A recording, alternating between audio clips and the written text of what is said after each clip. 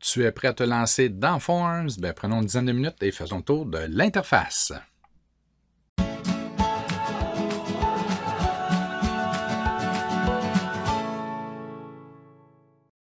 Mais on va prendre quelques minutes, faire le tour de l'interface, voir à peu près tout ce que les boutons peuvent faire et à quoi mène chacune des options. La seule exception, ça va être la roue d'engrenage. Prenez le temps d'y aller par vous-même et d'explorer ce que peuvent faire toutes les options. Donc, je vous souhaite un bon tour de Forms et vous allez voir qu'il y a moyen de faire des activités incroyables et des questionnaires ou des formulaires vraiment pertinents pour votre cours. Allons-y avec le survol de l'interface. Donc, je me rends à Google Forms. Ma méthode préférée est toujours de passer par Google Drive. Donc, ça me permet de spécifier dans quel dossier que je veux que le Forms soit créé. Donc, je fais plus Google Forms, maintenant que je suis dans le bon dossier. Je vais premièrement donner un nom à mon Forms, donc à mon formulaire ou questionnaire ou activité. Donc, appelons-le formulaire parce que c'est ce qu'il est. En donnant un nom au formulaire, si on clique dans la barre de titre ici, ça le fait. Voici maintenant le tour de l'interface.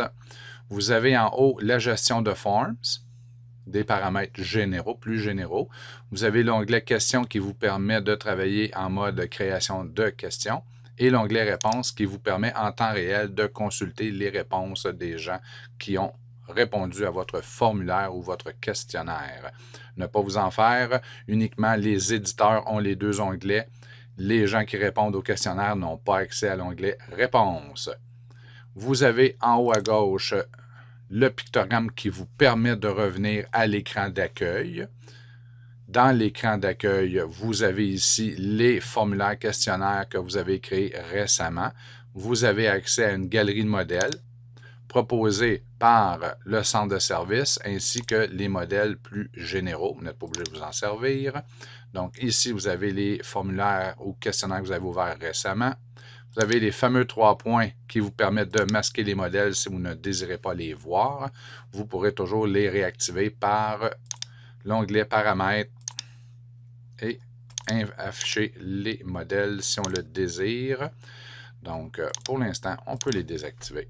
Vous aviez le plus pour créer un nouveau formulaire, donc, mais vous allez devoir spécifier dans quel dossier vous le créez ou encore il sera créé à la racine et vous devrez le déménager par la suite. Donc, c'est la raison pour laquelle on vous encourage à passer par Drive. Maintenant, vous avez ici les formulaires questionnaires que vous avez déjà faits. Vous avez ici la possibilité de séparer entre les questionnaires dont vous êtes l'auteur et ceux qui sont partagés par vous, qui ont été créés par quelqu'un d'autre. Vous avez le mode d'affichage. En ce moment, on est en mode vignette. Vous avez le mode liste. Prenez celui que vous êtes le plus à l'aise à travailler avec. Vous avez l'ordre de tri, donc alphabétique et à l'inverse. Et vous pouvez même ouvrir une fenêtre de gestionnaire, donc pour aller choisir le questionnaire en question. Si vous ne le voyez pas dans la liste des documents récents, mais que vous savez où il est situé, très pratique. Donc, retournons en mode vignette. Je vais ouvrir le formulaire qui est ici. Vous pouvez voir, vous avez le plus si vous désirez en créer un nouveau, que vous n'avez pas la fenêtre des modèles récents qui est affiché. Donc, vous avez toujours le plus et vous pouvez choisir un modèle à partir d'ici. Donc, si vous n'avez pas la fenêtre en haut avec les modèles. Vous avez le fameux lanceur d'application. Ça ne change pas. Maintenant, allons à Forms lui-même. Donc, pas l'écran d'accueil, mais bien à l'intérieur du créateur de questionnaire formulaire. Vous avez le retour à la page d'accueil, le nom du fichier, la fenêtre pour déplacer ou choisir les fichiers. Vous pouvez sélectionner, faire le suivi, donc il sera toujours dans les premiers affichés. Vous avez vos deux onglets comme on le voyait tantôt, d'accord? Vous avez le titre du formulaire et ici la première question. Et dans le coin supérieur droit, vous avez plusieurs outils qui sont très importants. On n'ira pas dans le détail de chacune des fonctionnalités, mais au moins que vous sachiez que ça existe et à quoi ça sert. Dans Google Forms, il est possible d'ajouter des modules complémentaires. Si vous en avez d'ajouter, alors vous verrez la pièce de casse-tête ici apparaître. Et si vous cliquez dessus, vous pourrez choisir des modules que vous avez installés. J'en ai présentement 2 ici. Il y aura une capsule sur l'installation et l'utilisation de modules complémentaires. Vous avez ici la palette, donc pour paramétrer l'allure de votre forme. Je n'irai pas en détail, c'est quand même assez simple. Vous pouvez choisir des thèmes. Vous pourriez même choisir une image proposée ou encore en importer une pour pouvoir personnaliser votre forme, le rendre un peu plus agréable, car avouons-le, c'est à la base d'une allure assez drabe. Donc, on peut agrémenter notre forme. Il y a des limites, mais c'est possible. Ensuite, vous avez le mode aperçu. Donc, en cliquant sur l'œil, vous pouvez voir ce que l'utilisateur verra lorsqu'il va remplir votre formulaire, votre questionnaire. Et évidemment, vous avez l'onglet paramétrage, donc le bouton paramétrage qui ouvre une fenêtre avec 3 onglets. Donc, général, présentation, questionnaire, beaucoup d'options ici. Ça vaut la peine de prendre quelques minutes pour faire le tour et vraiment bien identifier ce qui est possible de faire et ce qui est possible de ne pas faire. Donc, en gros, il n'y a pas grand-chose qui n'est pas possible, mais il y a quand même des limites. On se rappelle que c'est un outil pour faire des questionnaires, pas pour... et le trafic, on l'utilise à plein d'autres utilisations, mais à la base, c'est un outil pour faire des questionnaires. Le fameux bouton envoyer, en réalité, il n'envoie pas le formulaire à personne. Oui, on peut. C'est surtout pour obtenir des méthodes de partage. Donc, première façon, c'est que vous pourriez écrire le courriel d'une personne ou d'un groupe à qui vous désirez envoyer le formulaire par courriel. Donc, c'est ici. Mais généralement, la façon qu'on utilise le plus, vous avez la possibilité d'ajouter des collaborateurs ici, donc des gens qui vont pouvoir modifier le form avec vous et avoir accès aux réponses. Vous avez généralement la méthode de partage qu'on utilise le plus souvent, en particulier avec Classroom et Teams et d'autres outils. C'est l'obtention d'un lien. Vous avez ici un grand lien, on peut le raccourcir, si on fait copier, qui va nous permettre de publier sur un réseau social ou encore sur un ENA le Forms en question, sans véritablement l'intégrer. Donc, on dit aux gens, cliquez sur le lien, répondez au sondage. Donc, l'obtention du lien est vraiment une façon universelle et très utilisée pour partager un Forms. Et vous pouvez aussi l'intégrer directement à des pages web. Si vous créez des sites web, vous pourriez intégrer le Forms dans la page. Oui, c'est possible. Si vous utilisez Google Sites, vous n'avez même pas utilisé ce code-là. Google Sites le fait pour vous. Donc, on était dans l'onglet Envoyer. Et pour terminer, dans la barre du haut de Forms, vous avez les fameux 3 points où vous pouvez créer une copie. Donc, dupliquer le Forms en entier, l'effacer, obtenir le lien vers le Forms, comme ce qu'on vient de faire par envoyer. Vous pouvez l'imprimer, évidemment, ajouter des collaborateurs, comme on pouvait faire à partir de la roue d'engrenage, et ajouter des modules complémentaires. Et vous avez les préférences de Forms en général et non du formulaire. Donc, c'est tout pour le haut. Si je vais trop rapidement, faites pause et reculez d'1 minute. Maintenant, on arrive directement dans le fameux formulaire questionnaire. Vous avez l'entête, la photographie, l'image que vous pouvez ajouter si vous le désirez. Le titre est obligatoire. Une description, c'est vous qui décidez. Mais généralement, ça n'est pas une mauvaise idée. Expliquez le pourquoi du pourquoi ou le pourquoi du comment. Mettez ça comme vous voulez. Et ensuite, vous avez votre barre de création. Je vais fermer ici les options de thème. Vous avez ici la barre de création. C'est à ça que ça se résume Forms. Vous avez des sections, des questions qui sont ici, des images, des vidéos, du texte, et vous avez votre barre de création. Pour ajouter une question, c'est ici. Pour aller chercher une question dans un autre formulaire qui est déjà fait, c'est ici. Ça, c'est vraiment puissant. En particulier, si vous êtes fait un form modèle avec votre banque de questions et que vous désirez créer 2, 3, 4 examens ou forms différents à partir du même modèle, c'est ici que ça se fait. Super important. Vous pouvez ajouter des zones de texte. Regardez, on va en ajouter une. On peut ajouter une image pour agrémenter. Allons-y. Avec mon habituel soleil. Si on veut agrémenter notre Forms, un beau petit soleil là, qui sourit, ça aurait été bien.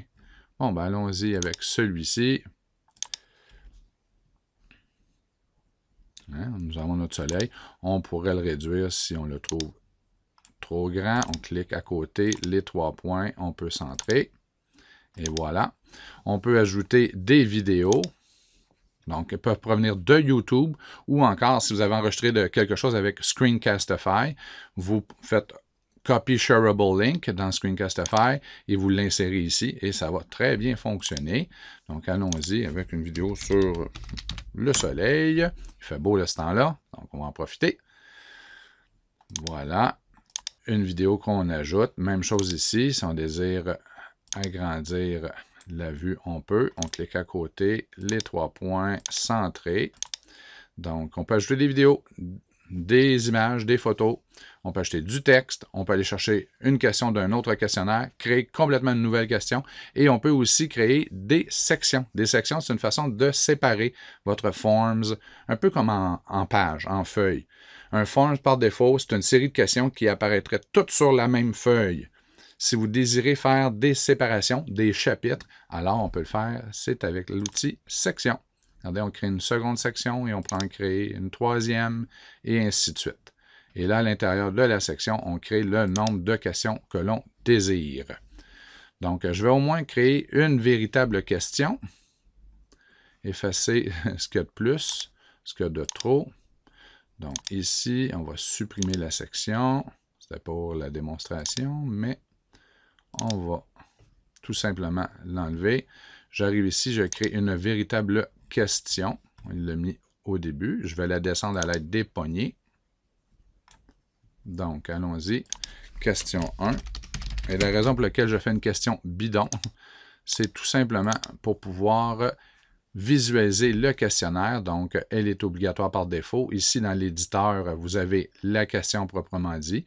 Si vous désirez ajouter une photographie, une illustration, vous pouvez le faire ici.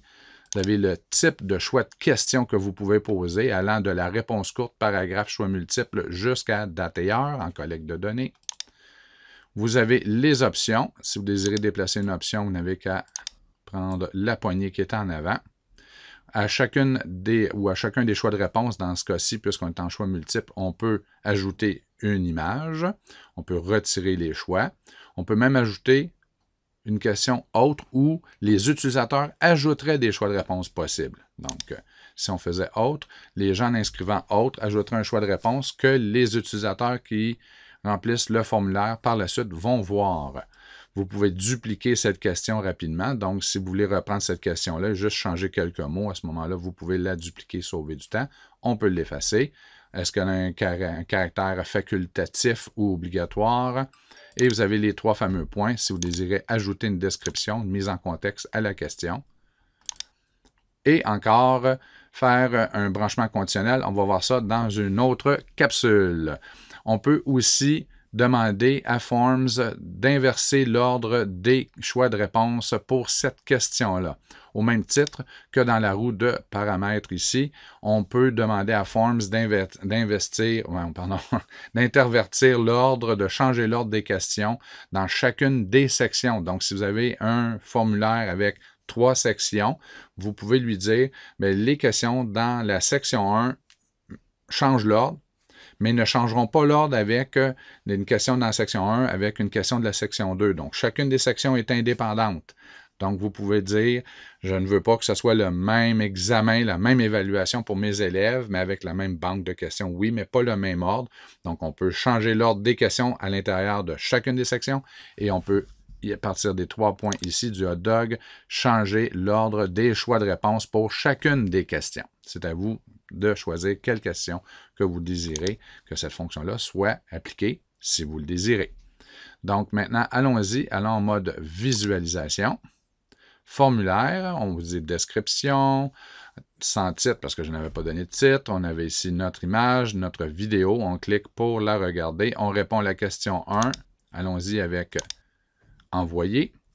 Ça a été un message personnalisé à partir de la roue d'engrenage que l'on peut paramétrer. Envoyer une autre réponse, c'est vous qui décidez si vous désirez, à partir de la roue d'engrenage, si vous désirez avoir cette option-là offerte à vos élèves, aux utilisateurs. Maintenant qu'on a une réponse, si vous regardez, dans question, il n'y a rien qui a changé, mais dans réponse, on a le fameux 1, c'est le nombre de gens qui ont rempli votre questionnaire. Donc, allons en gestion de réponse maintenant. Vous avez une réponse. Résumé, question individuelle. Vous avez ici le questionnaire. On est en mode résumé. Vous allez avoir question par question le nombre de gens qui ont répondu et les choix qui ont été faits. Donc, en ce moment, on a 100% des utilisateurs qui ont répondu option 1. D'accord? Et on peut voir qu'option 2, option 3, aucune réponse. C'est normal. Il n'y en a qu'un utilisateur qui a rempli. On peut aller en mode question, où là, on choisit la question. S'il y en avait plusieurs, on aurait une liste déroulante ici. Donc, on choisit la question 1 et là, on va voir les réponses de chacun des utilisateurs pour cette question et on peut passer de la question 2 à la question 3 avec les flèches 4, 5 et ainsi de suite. Ou encore, on peut aller en mode individuel. Donc, vous pouvez voir le questionnaire, le formulaire pour chacun des utilisateurs qui l'a rempli et vous pouvez passer, vous allez avoir le nom de la personne et vous pouvez passer d'une personne à l'autre et si vous avez de la correction à faire, dans le cas des questionnaires, vous pourrez la faire ici très facilement. Vous pouvez aussi imprimer le questionnaire, le formulaire pour cette personne-là et on peut aussi supprimer la réponse de cette personne-là, lui demander de revenir. Vous avez les réponses acceptées, d'accord, et le bouton, deux boutons ici qui sont très, très importants. On a tendance à négliger, mais ils sont vraiment importants. Vous avez premièrement le hot dog, recevoir une notification lorsqu'une réponse est ajoutée. Désirez-vous recevoir une note ou un courriel vous disant qu'il y a quelqu'un qui a ajouté une réponse? Ça peut être excellent pour un questionnaire qui est, par exemple, envoyé aux parents et qu'on veut s'assurer d'avoir un maximum de réponses, le savoir immédiatement lorsqu'ils ont répondu. Fonctionnalité très intéressante. Sélectionnez la destination des réponses, allez voir dans quelques instants. On peut même télécharger les réponses dans un format que l'on pourra importer dans un tableur ou dans une application autre.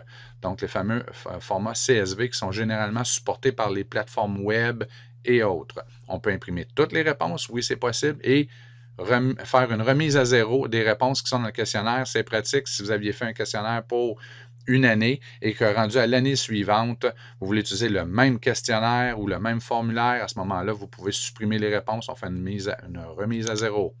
Et le dernier onglet qui est vraiment intéressant, c'est de créer une feuille de calcul à partir des réponses. Dans certains cas, c'est vraiment facile à corriger, c'est aidant. Donc, on crée une feuille de calcul, il va donner par défaut le même nom que notre questionnaire formulaire ici. Allons-y. Il va ouvrir un nouvel onglet. Et vous avez ici le fameux chiffrier avec le rodateur. Si vous aviez fait la collecte des noms, vous auriez l'identification de l'élève. Question 1 avec les réponses, question 2, 3 et ainsi de suite. Donc, vous avez un aperçu général de ce qu'ont répondu, donc des réponses données par vos utilisateurs. Et vous pouvez même faire de la validation de données. Par exemple, vous pourriez choisir une plage. On choisit validation de données et à peu près rien que vous ne pouvez pas faire avec un chiffrier, mais ça, c'est une autre capsule. Et même chose, mise en forme conditionnelle aussi, c'est merveilleux. Vous pourriez dire, moi je sais qu'option 1, c'était la bonne réponse. Donc, si la personne a choisi le texte contient 1 ou option 1, on va y aller assez facilement, assez rapidement, alors je voudrais que tu affiches en vert parce que c'était la bonne réponse. Si on avait pris la même plage, on avait répondu, on ajoute une règle, 2, à ce moment-là, pas sûr que ça a été compris, en vert ou en jaune, et si c'est 3, en rouge. Donc, il n'y a pas grand-chose qu'on ne peut pas faire avec cet outil-là, le chiffrier électronique.